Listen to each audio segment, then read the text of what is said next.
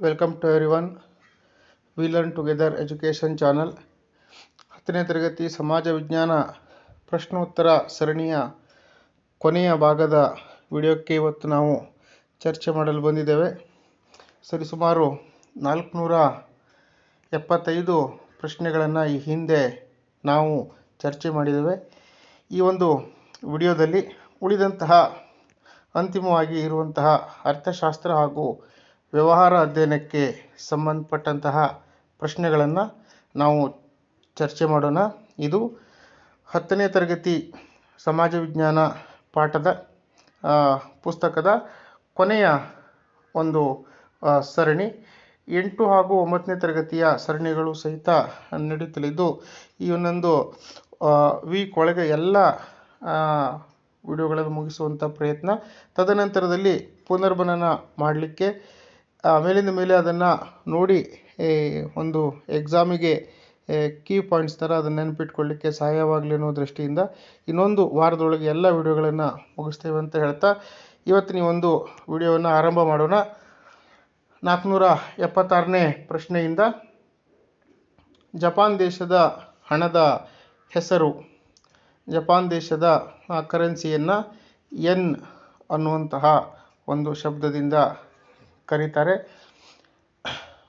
ಇನ್ನು 477ನೇ ಪ್ರಶ್ನೆ. ಭಾರತ ಸರ್ಕಾರ 14 ವಾಣಿಜ್ಯ ಬ್ಯಾಂಕುಗಳನ್ನು ರಾಷ್ಟ್ರೀಕರಣ ಮಾಡಿದಂತಹ ವರ್ಷ 1969ನೇ ಇಸ್ವಿ. ಒಟ್ಟು ಭಾರತ ಸರ್ಕಾರ 2 ಹಂತಗಳಲ್ಲಿ ವಾಣಿಜ್ಯ ಬ್ಯಾಂಕುಗಳನ್ನು ರಾಷ್ಟ್ರೀಕರಣಗೊಳಿಸಿತ್ತು. ಅದರಲ್ಲಿ 14 ಬ್ಯಾಂಕುಗಳನ್ನು ರಾಷ್ಟ್ರೀಕರಣಗೊಳಿಸಿದಂತಹ ವರ್ಷ 1969. ಇನ್ನು ಕಿರಿದಾದ ಹಣದ ಪೂರೈಕೆಯನ್ನು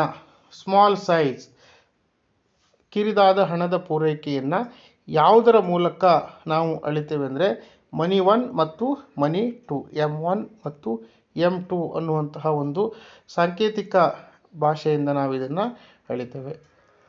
ಇನ್ನು ಹಣದುಬ್ಬರವು ಹಣದ ಪೂರೈಕೆಯು ಸರಕು ಸೇವೆಗಳ ಪೂರೈಕೆಗಳಿಗಿಂತ ಕಡಿಮೆ ಇದ್ದಾಗ ಸಂಭವಿಸುವಂತಹ ಒಂದು ಪ್ರಕ್ರಿಯೆ. ಈ ಹಣದುಬ್ಬರ ಅನ್ನುವುದು ಹಣದ ಸಪ್ಲೈ ಅದು ಗೂಡ್ಸ್ ಮತ್ತು ಸರ್ವಿಸ್ಗಳ ಸಪ್ಲೈಗಿಂತ ಕಡಿಮೆ ಇದ್ದಾಗ ಈ ಒಂದು ಹಣದುಬ್ಬರ ಅನ್ನುವಂತಹ ಒಂದು ಎಕನಾಮಿಕ್ ಪ್ರೊಸೆಸ್ ಕಂಡುಬರುತ್ತದೆ. ಇನ್ನು ಸರ್ಕಾರವು ಸಾರ್ವಜನಿಕ ಹಣಕಾಸು ನೀತಿಯನ್ನು ತನ್ನ ಕೋಶೀಯ ನೀತಿ ಅಥವಾ ವಿತ್ತೀಯ ನೀತಿಯ ಮೂಲಕ ನಿರ್ವಹಿಸುತ್ತದೆ. ದೇಶದ 1 ವರ್ಷದ ಅವಧಿಯಲ್ಲಿ ಉತ್ಪಾದನೆಯಾಗುವಂತಹ ಎಲ್ಲ ಸರಕು ಸೇವೆಗಳ ಮೊತ್ತ ಹಾಗೂ ಅದನ್ನು ಆದಾಯವಾಗಿ ಹಾಗೂ ಅದನ್ನು ಆಯವ್ಯಯಕ್ಕಾಗಿ ಬಳಸುವಂತಹ ಎಲ್ಲ ಒಂದು ನಿರ್ವಹಣೆಯ ಒಂದು ಪ್ರೊಸೆಸ್ಸಿಗೆ ನಾವು ಕೋಶೀಯ ನೀತಿ ಅಂತ ಕರಿತೇವೆ.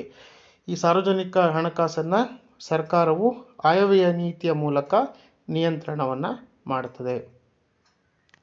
ಇನ್ನು 481ನೇ ಪ್ರಶ್ನೆ. ಆಯವ್ಯಯದಲ್ಲಿ ಸರ್ಕಾರದ ಆದಾಯವು ಅದರ ವೆಚ್ಚಕ್ಕಿಂತ ಹೆಚ್ಚಾಗಿದ್ದರೆ ಅದನ್ನು ನಾವು ಉಳಿತಾಯ ಆಯವ್ಯಯ ಅಂತ ಕರಿತೇವೆ. ಅದನ್ನು ನಾವು ಉಳಿತಾಯ ಆಯವ್ಯಯ ಅಂತ ಕರಿತೇವೆ. ಒಟ್ಟು 3 ರೀತಿಯಾದಂತಹ ಆಯವ್ಯಯಗಳನ್ನು ನಾವು ನೋಡ್ತೇವೆ. ಮೊದಲನೇದು ಸರ್ಕಾರದ ಆದಾಯ ಇನ್ಕಮ್ ಅದರ ವೆಚ್ಚಕ್ಕಿಂತ ಹೆಚ್ಚಾಗಿದ್ದರೆ ಅದನ್ನು ನಾವು ಉಳಿತಾಯ ಅಂತ ಕರಿತೇವೆ. 2 ಸಮತೋಲನವಾಗಿದ್ದರೆ ಅದನ್ನು ಬ್ಯಾಲೆನ್ಸಿಂಗ್ ಅಂತ ಕರಿತೇವೆ.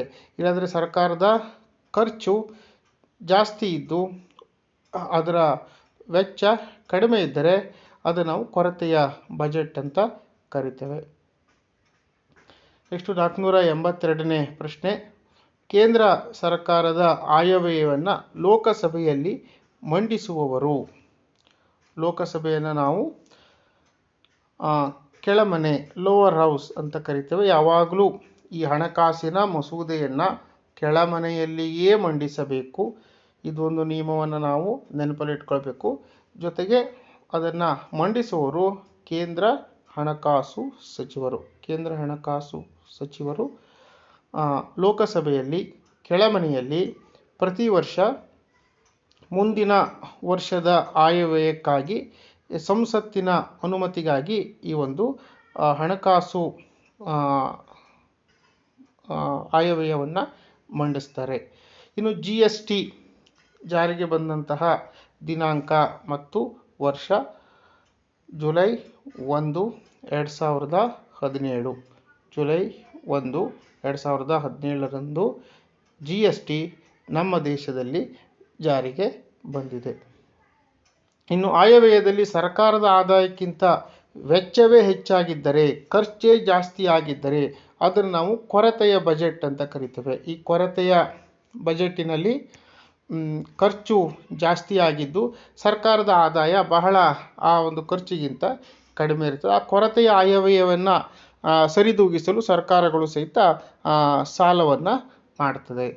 ಇನ್ನು ಈ ಆಯವ್ಯಯಗಳಲ್ಲಿ ಇವೆರಡೂ ಸರಿ ಇದ್ದರೆ, ಆಯವ್ಯಯಗಳಲ್ಲಿ ಸರ್ಕಾರದ ಆದಾಯ ಹಾಗೂ ವೆಚ್ಚಗಳೆರಡೂ ಸಮನಾಗಿದ್ದರೆ ಅದನ್ನು ಸಮತೋಲಿತ ಆಯವ್ಯಯ ಅಂತ ಕರಿತೇವೆ. ಇನ್ನು ರಾಜ್ಯ ಸರ್ಕಾರದ ಆಯವ್ಯಯವನ್ನು ವಿಧಾನಸಭೆಯಲ್ಲಿ ಅಂದರೆ ಕೆಳಮನೆಯಲ್ಲಿ ಮಂಡಿಸುವವರು ರಾಜ್ಯ ಹಣಕಾಸು ಸಚಿವರು. ಇನ್ನು ವ್ಯಕ್ತಿ ಅಥವಾ ಕುಟುಂಬದ ವರಮಾನ, ವೆಚ್ಚ, ಸಾಲ ನಿರ್ವಹಣೆ ಇವುಗಳ ಬಗ್ಗೆ ಎಲ್ಲ ತಿಳಿಸಿಕೊಡುವಂತಹ ಹಣಕಾಸು ವೈಯಕ್ತಿಕ ಹಣಕಾಸು. ಹಣಕಾಸಿನಲ್ಲಿ ಈ ಒಂದು ನೆಲೆಗಟ್ಟಿನಲ್ಲಿ ನಾವು ಭಾಗ ಮಾಡಿದಾಗ ಒಟ್ಟು 2 ರೀತಿಯಾದಂಥ ಹಣಕಾಸುಗಳನ್ನು ನೋಡ್ತೇವೆ. ಒಂದು ವೈಯಕ್ತಿಕ ಹಣಕಾಸು, ಇನ್ನೊಂದು ಸಾರ್ವಜನಿಕ ಹಣಕಾಸು. ಸಾರ್ವಜನಿಕ ಹಣಕಾಸು ಸರ್ಕಾರವು ನಿಯಂತ್ರಣ ಮಾಡಿದರೆ, ವ್ಯಕ್ತಿ ಅಥವಾ ಕುಟುಂಬದ ಹಣಕಾಸನ್ನು ಮನೆಯ ಯಜಮಾನ ಅದನ್ನು ಅಥವಾ ಮನೆಯ ಯಜಮಾನಿ ಅದನ್ನು ನಿರ್ವಹಣೆ ಮಾಡ್ತಾರೆ. ಇನ್ನು ಸರ್ಕಾರದ 1 ವರ್ಷದ ಆದಾಯ ಮತ್ತು ವೆಚ್ಚಗಳನ್ನು ಕುರಿತು ತಯಾರಿಸಿದ ಅಂದಾಜು ಪಟ್ಟಿಯನ್ನು ನಾವು ಬಜೆಟ್ ಅಂತ ಕರಿತೇವೆ, ಆಯವ್ಯಯ ಪತ್ರ. ಇನ್ನು ಬ್ಯಾಂಕ್ ಎಂಬ ಪದದ ಮೂಲ ಪದ ಬಂದಿರುವಂತಹ ಫ್ರೆಂಚಿನ ಶಬ್ದ, ಅದು ಬ್ಯಾಂಕ್. ಇನ್ನು ಬ್ಯಾಂಕ್ ಅಂತ ನಾವು ಭಾರತದಲ್ಲಿ ರಿಸರ್ವ್ ಬ್ಯಾಂಕನ್ನು ಕರಿತೇವೆ. ಇನ್ನು ಭಾರತದ ಪ್ರಮುಖ ರಾಷ್ಟ್ರೀಕೃತ ಬ್ಯಾಂಕುಗಳಿಗೆ ಉದಾಹರಣೆ ಅಂದರೆ ಅದು state bank of India, Canara bank, state bank of Mysuru. ಅದೀಗ ಸ್ಟೇಟ್ ಬ್ಯಾಂಕ್ ಆಫ್ ಮೈಸೂರನ್ನು ನಾವು ಸ್ಟೇಟ್ ಬ್ಯಾಂಕ್ ಆಫ್ ಇಂಡಿಯಾದಲ್ಲಿ ಮರ್ಜ್ ಆಗಿರುವುದನ್ನು ಗಮನಿಸಬಹುದು. ಇನ್ನು ರಾಷ್ಟ್ರೀಯ ಉಳಿತಾಯ ಪತ್ರಗಳನ್ನು ನ್ಯಾಷನಲ್ ಸೇವಿಂಗ್ಸ್ ಎಲೆಕ್ಟ್ರಾನ್ಗಳನ್ನು ಕೊಡುವಂತಹ ಇಲಾಖೆ ಭಾರತೀಯ ಅಂಚೆ ಇಲಾಖೆ. ಇದನ್ನು ನಾವು ಗ್ರಾಮೀಣ ಭಾಗದ ಬ್ಯಾಂಕ್ ಅಂತ ಕರಿತೇವೆ. ಗ್ರಾಮೀಣ ಭಾಗದ ಬ್ಯಾಂಕ್ಗಳಾಗಿ ಅಂಚೆ ಕಚೇರಿಗಳು ಕೆಲಸವನ್ನು ಮಾಡುತ್ತಿದ್ದು, ಇವು ಬ್ಯಾಂಕುಗಳಲ್ಲಿ ನೀಡುವಂಥ ಎಲ್ಲ ಸೇವೆಗಳು, ಖಾತೆಯನ್ನು ಮಾಡುವುದರಿಂದ ಹಿಡಿದು, ಉಳಿತಾಯ ಖಾತೆಯನ್ನು ಮಾಡುವುದರಿಂದ ಹಿಡಿದು, ಕಿಸಾನ್ ವಿಕಾಸ್ ಪತ್ರಗಳನ್ನು ಕೊಡುವುದರಿಂದ ಹಿಡಿದು, ರಾಷ್ಟ್ರೀಯ ಉಳಿತಾಯ ಪತ್ರಗಳು, ಈ ರೀತಿಯ ಎಲ್ಲ ಏನು ಬ್ಯಾಂಕುಗಳು ಮಾಡುವಂಥ ಕೆಲಸಗಳನ್ನು ಹಳ್ಳಿಗಳಲ್ಲಿ, ಗ್ರಾಮೀಣ ಭಾಗದಲ್ಲಿ ಅಂಚೆ ಕಚೇರಿಗಳು ನಿರ್ವಹಿಸುತ್ತಿದೆ. ಇನ್ನು ಒಂದು ದಿನ ಬ್ಯಾಂಕಿನಲ್ಲಿ ಎಷ್ಟು ಬಾರಿ ಆದರೂ ವ್ಯವಹರಿಸಬಹುದಾದ ಖಾತೆ ಅದು ಕರೆಂಟ್ ಅಕೌಂಟ್, ಅದು ಚಾಲ್ತಿ ಖಾತೆ. ಒಂದು ಬ್ಯಾಂಕಿನಲ್ಲಿ ಒಂದು ಅಕೌಂಟಿನಲ್ಲಿ ದಿನಕ್ಕೆ ಎಷ್ಟು ಬಾರಿ ಆದರೂ ಹಣವನ್ನು ತೆಗಿಬೋದು ಅಥವಾ ಹಣವನ್ನು ಹಾಕಬಹುದು. ಇಲ್ಲಿ ಚಾಲ್ತಿ ಖಾತೆಯವರು ಸೇವಾ ಶುಲ್ಕವಾಗಿ ಬ್ಯಾಂಕಿಗೆ ಹಣವನ್ನು ಕೊಡಬೇಕಾಗ್ತದೆ. ಇನ್ನು ಠೇವಣಿಗಳನ್ನು ನಿಗದಿತ ಅವಧಿಗೆ ಖಾತೆಯಲ್ಲಿ ಇಟ್ಟರೆ ನಾವು ಅದಕ್ಕೆ ನಿಶ್ಚಿತ ಠೇವಣಿ, FD, ಫಿಕ್ಸ್ಡ್ ಡೆಪಾಸಿಟ್ ಅಂತ ಕರಿತೇವೆ. ನಿಗದಿತ ಅವಧಿಗೆ ನಾವು ಬ್ಯಾಂಕಿನಲ್ಲಿ ಹಣವನ್ನು ಇಟ್ಟರೆ ನಾವು ಅದನ್ನು ನಿಶ್ಚಿತ ಠೇವಣಿ ಅಂತ ಕರಿತೇವೆ. ನೆಕ್ಸ್ಟು 495ನೇ ಪ್ರಶ್ನೆ. ಈಗ ನಮ್ಮಲ್ಲಿ 20 ರಾಷ್ಟ್ರೀಕೃತ ಬ್ಯಾಂಕುಗಳು ಹಾಗೂ 21 ಖಾಸಗಿ ಬ್ಯಾಂಕುಗಳಿವೆ. ಒಟ್ಟು ಭಾರತದಲ್ಲಿರುವಂತಹ ಬ್ಯಾಂಕುಗಳ ಸಂಖ್ಯೆ, ರಾಷ್ಟ್ರೀಕೃತ ಬ್ಯಾಂಕುಗಳು 20 ಹಾಗೂ ಖಾಸಗಿ ಬ್ಯಾಂಕುಗಳು 21. ಇದು ಹಣವನ್ನು ಹಿಂಪಡೆಯಲು ಇತ್ತೀಚೆಗೆ ಆಟೋಮೆಟಿಕ್ ಟೆಲ್ಲರ್ ಮಷಿನ್, ATM ಅಂತ ಕರಿತೇವೆ. ಅದರಲ್ಲಿ 2 ರೀತಿಯ ಕಾರ್ಡುಗಳು, ಕ್ರೆಡಿಟ್ ಕಾರ್ಡುಗಳು ಹಾಗೂ ಡೆಬಿಟ್ ಕಾರ್ಡುಗಳು. ಇನ್ನು ಬ್ಯಾಂಕಿನಲ್ಲಿರುವ ಸೇವೆಗಳನ್ನು ಉಪಯೋಗಿಸಿಕೊಂಡು ಬ್ಯಾಂಕಿನ ವ್ಯವಹಾರಗಳನ್ನು ಮಾಡುವಂತಹ ಪದ್ಧತಿಗೆ ನಾವು ಬ್ಯಾಂಕಿಂಗ್ ಅಂತ ಕರಿತೇವೆ.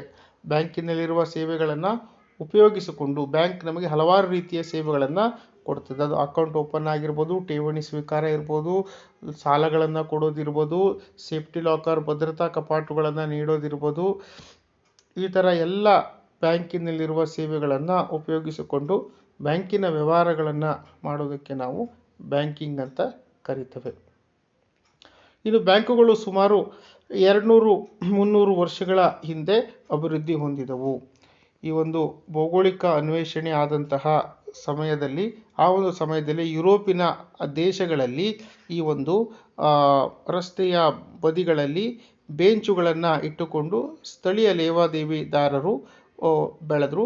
ಅದು ಬ್ಯಾಂಕಿನ ಮೂಲ ಅಂತ ನಾವು ತಿಳ್ಕೊಂಡಿದ್ದೇವೆ. ಇನ್ನು ದೇಶದ ಕೇಂದ್ರ ಬ್ಯಾಂಕಿಗೆ ನಾವು ರಿಸರ್ವ್ ಬ್ಯಾಂಕ್ ಅಂತ ಕರಿತೇವೆ. ಹಣ ಪಾವತಿಗೆ ಒಂದು ನಮೂನೆ ಇದ್ದು ಅದನ್ನು ನಾವು ಚಲನ್ ಅಂತ ಕರಿತೇವೆ. ಈ ಒಂದು ಹಣ ಪಾವತಿಗೆ ನೇರವಾಗಿ ಹಣವನ್ನೇ ನೀಡಬೇಕು ಅನ್ನೋದೇನಿಲ್ಲ. ಬ್ಯಾಂಕಿನ ಸೇವೆಗಳನ್ನು ಉಪಯೋಗಿಸಿಕೊಂಡು ನಾವು ಈ ರೀತಿಯಾಗೂ ಸಹಿತ ಹಣವನ್ನು ನೀಡಬಹುದು. ಇನ್ನು ಬ್ಯಾಂಕುಗಳಲ್ಲಿ ಖಾತೆ ತೆಗೆಯಲು ಇರುವಂತಹ ಹಂತಗಳು ಎಷ್ಟು ಅಂದರೆ 7.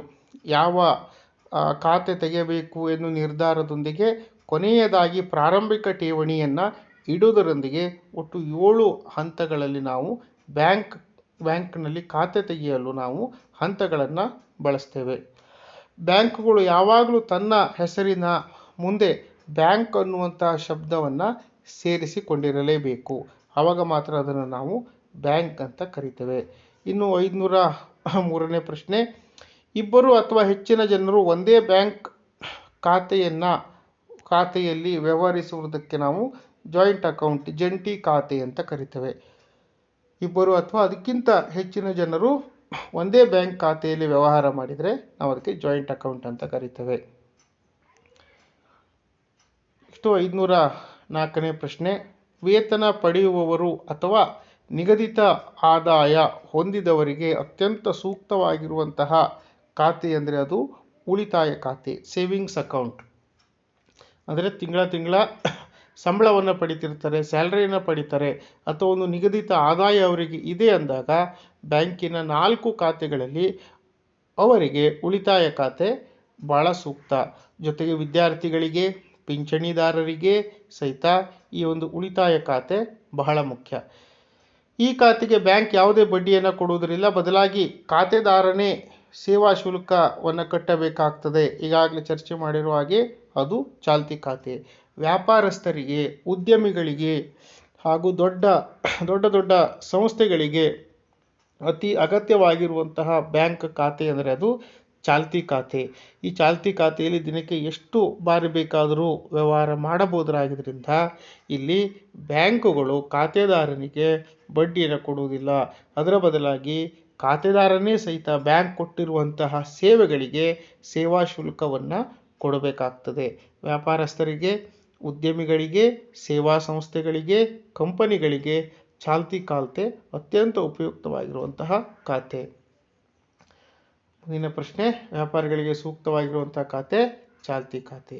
ಇನ್ನು ಉದ್ಯಮಿ ಅನ್ನುವಂತಹ ಈ ಒಂದು ಫ್ರೆಂಚ್ ಭಾಷೆಯ ಪದ ಬಂದಿರುವಂತಹ ಮೂಲ ಶಬ್ದ ಎಂಟ್ರಪ್ರೆಂಡೆ ಅನ್ನುವಂತಹ ಒಂದು ಶಬ್ದದಿಂದ ಉದ್ಯಮಿ ಅನ್ನುವಂತಹ ಒಂದು ಶಬ್ದ ಬಂದಿದೆ. ಇದರ ಅರ್ಥ ಒಂದು ಚಟುವಟಿಕೆಯನ್ನು ಕೈಗೆತ್ತಿಕೊಳ್ಳುವುದು.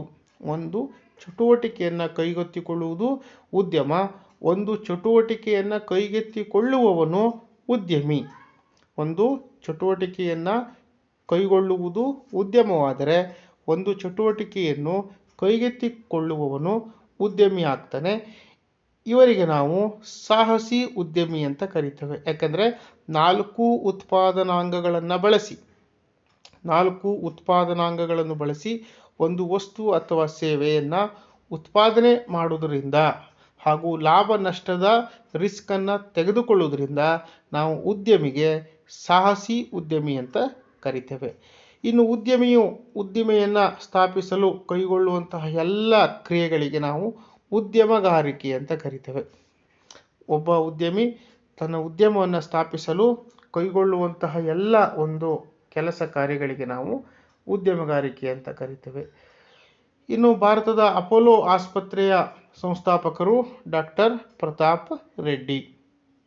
ವಿಪ್ರೋ ಸಂಸ್ಥೆಯ ಅಧ್ಯಕ್ಷರು ಅಜೀಂ ಪ್ರೇಮ್ಜಿ. ಭಾರತದ 3ನೇ ಅತಿ ದೊಡ್ಡ IT ಕ್ಷೇತ್ರದ ಸಂಸ್ಥೆಯಾಗಿರುವಂತಹ ವಿಪ್ರೋ ಸಂಸ್ಥೆಯ ಅಧ್ಯಕ್ಷರು ಅಜೀಂ ಪ್ರೇಮ್ಜಿ. ಇನ್ನು ಉದ್ಯಮಿಯನ್ನು ಉದ್ಯಮಶೀಲ ಅಥವಾ ಉದ್ದಿಮೆಗಾರ ಅಂತ ಕರಿತೇವೆ, ಬಿಸಿನೆಸ್ ಮ್ಯಾನ್. ಉದ್ಯಮಿಯನ್ನು ನಾವು ಉದ್ಯಮಶೀಲ ಅಥವಾ ಉದ್ದಿಮೆಗಾರ ಅಂತ ಕರಿತೇವೆ. ಇನ್ನು ಬಾಲಾಜಿ ದೂರದರ್ಶನ ಅನ್ನುವಂತಹ ಸಂಸ್ಥೆಯನ್ನು ಹುಟ್ಟು ಹಾಕಿದವರು ಏಕ್ತಾ ಕಪೂರ್. ಇದು 513ನೇ ಪ್ರಶ್ನೆ. ಭಾರತದಲ್ಲಿ ಜೆಟ್ ವಾಯುಮಾರ್ಗವನ್ನು ಸ್ಥಾಪಿಸಿದವರು ನರೇಶ್ ಗೋಯಲ್. ಬಯೋಕಾನ್ ನಿಗಮದ ಅಧ್ಯಕ್ಷರು ಕಿರಣ್ ಮುಜುಮ್ದಾರ್ ಶಹಾ. ಇದು ಬಯೋಟೆಕ್ನಾಲಜಿ BT ಕ್ಷೇತ್ರದ ಭಾರತದ ಒಂದು ಅತಿದೊಡ್ಡ ಸಂಸ್ಥೆಯಾಗಿದೆ. ಇನ್ನು ಭಾರತದಲ್ಲಿ ಇನ್ಫೋಸಿಸ್ ತಂತ್ರಜ್ಞಾನ ನಿಗಮವನ್ನು ಪ್ರಾರಂಭಿಸುವುದರಲ್ಲಿ ಬಹಳ ಮುಖ್ಯ ಪಾತ್ರ ವಹಿಸಿದವರು ನಾರಾಯಣ್ ಮೂರ್ತಿ. ಇನ್ನು ಭಾರತದ ಅತ್ಯಂತ ಸಾಹಸಿ ಉದ್ಯಮಶೀಲರು ಅಂದರೆ ಅದು ಧೀರುಭಾಯಿ ಅಂಬಾನಿ. ಪ್ರಪಂಚದಲ್ಲಿ ಅತ್ಯಂತ ಅತಿದೊಡ್ಡ ಉದ್ಯಮಗಳಲ್ಲಿ ಒಂದು ಭಾರತದ ರಿಲಯನ್ಸ್ ಸಂಸ್ಥೆ. ಇನ್ನು ಬಿಳಿ ಕ್ರಾಂತಿಯ ಪಿತಾಮಹ ಅಂತ ನಾವು ವರ್ಗೀಸ್ ಕುರಿಯನ್ ಅವರನ್ನು ಕರಿತೇವೆ. ಗುಜರಾತಿನವರಾದ ಇವರು ಅಮೂಲ್ ಅನ್ನುವಂತಹ ಒಂದು ಹಾಲಿನ ಉತ್ಪನ್ನವನ್ನು ಸ್ಥಾಪನೆ ಮಾಡಿ ಒಂದು ರೈತರಿಗೆ ಒಂದು ವರದಾನ ಮಾಡಿದರು. ಇದರ ಒಂದು ನೆನಪಿಗಾಗಿ ನಾವು ಅವರಿಗೆ ಬಿಳಿ ಕ್ರಾಂತಿಯ ಪಿತಾಮಹ, ಹಾಲು ಮತ್ತು ಹಾಲಿನ ಉತ್ಪನ್ನ, ಡೈರಿ ಹಾಗೂ ಡೈರಿ ಪ್ರಾಡಕ್ಟ್ಸಿನ ಒಂದು ಸೇವೆಯನ್ನು ಸಲ್ಲಿಸೋದಕ್ಕಾಗಿ ನಾವು ಇವರಿಗೆ ಬಿಳಿ ಕ್ರಾಂತಿಯ ಪಿತಾಮಹ ಅಂತ ಕರಿತೇವೆ. ಇನ್ನು ನಮ್ಮ ದೇಶದ ಭಾರತದ ಪ್ರಪ್ರಥಮ ತಂತ್ರಜ್ಞಾನ ಸಂಸ್ಥೆ ಅಂದರೆ ಅದು ಇನ್ಫೋಸಿಸ್. ಇನ್ಫೋಸಿಸ್ ಸಂಸ್ಥೆ ಭಾರತದ ಪ್ರಪ್ರಥಮ ತಂತ್ರಜ್ಞಾನ ಸಂಸ್ಥೆ ಹಾಗೂ ಅಮೆರಿಕದ ಷೇರು ಮಾರುಕಟ್ಟೆಯಲ್ಲಿ ಪ್ರವೇಶ ಪಡೆದಂತಹ ಭಾರತದ ಮೊದಲ ಸಂಸ್ಥೆಯಾಗೂ ಸಹಿತ ಇನ್ಫೋಸಿಸನ್ನು ನಾವು ನೆನಪು ಮಾಡ್ಕೋಬೋದು. ಇನ್ನು ಸಾಫ್ಟ್ವೇರ್ ದಿಸೆಯಲ್ಲಿ ಭಾರತದಲ್ಲಿ ಅತ್ಯಂತ ದೊಡ್ಡ ಸಂಸ್ಥೆ ವಿಪ್ರೋ. ಇನ್ನು ಸಣ್ಣ ಪ್ರಮಾಣದ ಉದ್ಯಮಿಗಳನ್ನು ಸ್ಥಾಪಿಸಲು ಉದ್ಯಮಿಗಳಿಗೆ ಬೇಕಾದ ಹಣಕಾಸು, ತರಬೇತಿ, ಮಾರುಕಟ್ಟೆ ನೆರವು ಇತ್ಯಾದಿಗಳನ್ನು ನೆರವು ನೀಡುವಂತಹ ಸಂಸ್ಥೆ ಅಂದರೆ ಅದು ಜಿಲ್ಲಾ ಕೈಗಾರಿಕಾ ಕೇಂದ್ರಗಳು. ಜಿಲ್ಲಾ ಕೈಗಾರಿಕಾ ಸಂಸ್ಥೆಗಳಲ್ಲಿ ಸಣ್ಣ ಪ್ರಮಾಣದ ಉದ್ಯಮಗಳನ್ನು ಸ್ಥಾಪಿಸಲಿಕ್ಕೆ ಇರುವಂತಹ ಯೋಜನೆಗಳಿಂದ ಹಿಡಿದು, ಯೋಜನೆ ಇರಬಹುದು ಅಥವಾ ಹಣಕಾಸಿನ ಸಹಾಯ ಇರಬಹುದು, ಕಚ್ಚಾ ವಸ್ತುಗಳ ಪೂರೈಕೆ ಇರಬಹುದು, ತದನಂತರದಲ್ಲಿ ಅದರ ಮಾರುಕಟ್ಟೆಯನ್ನು ಸಹಿತ ಮಾಡುವವರೆಗೆ ಎಲ್ಲ ಒಂದು ನೆರವನ್ನು ನೀಡುವಂತಹ ಸಂಸ್ಥೆ ಅದು ಜಿಲ್ಲಾ ಕೈಗಾರಿಕಾ ಸಂಸ್ಥೆ. ಇನ್ನು 522ನೇ ಪ್ರಶ್ನೆ. ಗ್ರಾಹಕರಿಗಿರುವ ಮತ್ತೊಂದು ಹೆಸರು ಬಳಕೆದಾರರು. ನಾವು ಇದನ್ನು ಕನ್ಸ್ಯೂಮರ್ ಅಂತ ಕರಿತೇವೆ. ನಾವು ಗ್ರಾಹಕರನ್ನ ಬಳಕೆದಾರರು, ಇವರನ್ನು ನಾವು ಮಾರುಕಟ್ಟೆಯ ರಾಜ ಅಂತ ಕರಿತೇವೆ. ಗ್ರಾಹಕರನ್ನ ಮಾರುಕಟ್ಟೆಯ ರಾಜ. ಇನ್ನು 523ನೇ ಪ್ರಶ್ನೆ. ಹಣವನ್ನು ಪಡೆದು ವಸ್ತು ಅಥವಾ ಸೇವೆಯನ್ನು ನೀಡುವಾತವರಿಗೆ ನಾವು ಪೂರೈಕೆದಾರರು ಅಂತ ಕರಿತೇವೆ. ಹಣ ಪಡೆದು ಅದರ ಬದಲಾಗಿ ವಸ್ತುಗಳನ್ನು ನೀಡುವವರಿಗೆ ನಾವು ಸಪ್ಲೈಯರ್ಸ್, ಪೂರೈಕೆದಾರರು ಅಂತ ಕರಿತೇವೆ. ಇನ್ನು ಪ್ರತಿ ವರ್ಷ ವಿಶ್ವ ಗ್ರಾಹಕರ ದಿನಾಚರಣೆಯನ್ನು ಮಾರ್ಚ್ 15ನೇ ತಾರೀಕಿನಂದು ಆಚರಣೆಯನ್ನು ಮಾಡ್ತೇವೆ. ಅಮೆರಿಕ ದೇಶದಲ್ಲಿ ಒಂದು 4 ಹಕ್ಕುಗಳನ್ನು ಮಾರ್ಚ್ 15ನೇ ತಾರೀಕಿನಂದು ಗ್ರಾಹಕರಿಗೆ ಕೊಟ್ಟಿದ್ದರ ಒಂದು ನೆನಪಿಗಾಗಿ ನಾವು ಪ್ರತಿ ವರ್ಷ ಮಾರ್ಚ್ 15ನ್ನು ವಿಶ್ವ ಗ್ರಾಹಕ ದಿನಾಚರಣೆ ಅಂತ ಕರಿತೇವೆ. ಇನ್ನು ನಮ್ಮ ದೇಶದಲ್ಲಿ ಗ್ರಾಹಕರು ಏನಾದರೂ ಮೋಸ ಹೋದಲ್ಲಿ 3 ರೀತಿಯ ನ್ಯಾಯಾಲಯದಲ್ಲಿ ದೂರನ್ನು ಸಲ್ಲಿಸಬಹುದು. 20 ಲಕ್ಷ ರೂಪಾಯಿಗಳ ಒಳಗೆ ಇದ್ದರೆ ಅದನ್ನು ನಾವು ಜಿಲ್ಲಾ ನ್ಯಾಯಾಲಯದಲ್ಲಿ, ಜಿಲ್ಲಾ ಕನ್ಸ್ಯೂಮರ್ ಕೋರ್ಟ್ನಲ್ಲಿ ಪ್ರಶ್ನೆಯನ್ನು ಮಾಡಬಹುದು. ಅಥವಾ ಇಲ್ಲಿ ಕೇಳಿರುವ ಹಾಗೆ ಪರಿಹಾರ ಮೊತ್ತವು 20 ಲಕ್ಷಗಳನ್ನು ಮೀರಿದ್ದರೆ, ದಾಟಿದ್ದರೆ, 1 ಕೋಟಿಯ ಒಳಗಿದ್ದರೆ ಅದನ್ನು ನಾವು ರಾಜ್ಯ ಆಯೋಗದ ಮುಂದೆ ಕೋರ್ಟ್ನಲ್ಲಿ ಸಹಿತ ಅದನ್ನು ಪ್ರಶ್ನಿಸಬಹುದು. ಅದಕ್ಕಿಂತಲೂ ಸಹಿತ ಏನಾದರೂ ಪರಿಹಾರ ಮೊತ್ತ ಜಾಸ್ತಿ ಇದ್ದಲ್ಲಿ ನಾವು ಅದನ್ನು ರಾಷ್ಟ್ರೀಯ ಕನ್ಸ್ಯೂಮರ್ ಕೋರ್ಟ್ನಲ್ಲಿ ಪ್ರಶ್ನೆಯನ್ನು ಮಾಡ್ಬೋದು. 20 ಲಕ್ಷದ ಒಳಗಾದರೆ ಜಿಲ್ಲಾ ಕನ್ಸ್ಯೂಮರ್ ಕೋರ್ಟ್ನಲ್ಲಿ, 20 ಲಕ್ಷಗಳಿಗಿಂತ ಮೀರಿ 1 ಕೋಟಿಯವರೆಗಾದರೆ ರಾಜ್ಯ ಆಯೋಗದಲ್ಲಿ, ಹಾಗೂ 1 ಕೋಟಿಗಿಂತ ಪರಿಹಾರ ಧನವು ಮೀರಿದ್ದರೆ ಅದನ್ನು ನಾವು ರಾಷ್ಟ್ರೀಯ ಆಯೋಗದಲ್ಲಿ ಸಲ್ಲಿಸಿ ನಾವು ಪರಿಹಾರವನ್ನು ಪಡೆಯಬಹುದು. ಇದಿಷ್ಟು ಅಂಶಗಳು 10ನೇ ತರಗತಿ ಸಮಾಜ ವಿಜ್ಞಾನ ವಿಷಯಕ್ಕೆ ಸಂಬಂಧಿಸಿದಂತೆ ಸುಮಾರು 525 ಪ್ರಶ್ನೆಗಳನ್ನು ಚರ್ಚೆ ಮಾಡಿದ್ದೇವೆ. ಈ ಎಲ್ಲ ಒಂದು ಕೀ ಪಾಯಿಂಟ್ಸ್ಗಳನ್ನು ಪರೀಕ್ಷೆಯ ಹಿಂದೆ ನೋಡಿದರೆ ಸಾಕಷ್ಟು ಅಂಕಗಳು ಬರ್ಬೋದು ಅಂತ ಹೇಳ್ತಾ ಎಲ್ಲ ವೀಕ್ಷಕರಿಗೂ ಸಹಿತ ಧನ್ಯವಾದಗಳು.